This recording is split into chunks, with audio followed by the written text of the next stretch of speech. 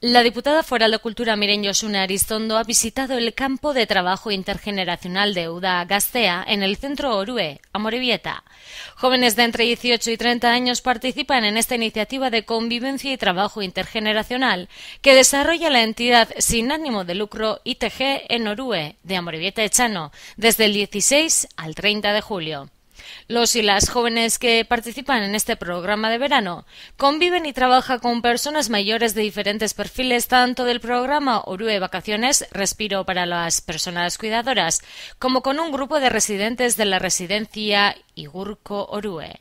Durante los 15 días que dura el campo de trabajo, ambos colectivos comparten actividades lúdicas, dinámicas de grupo, sesiones de formación, salidas, sesiones de gimnasia, etc. Al mismo tiempo, los y las jóvenes que participan en este programa disfrutan de actividades propias de ocio y aventura.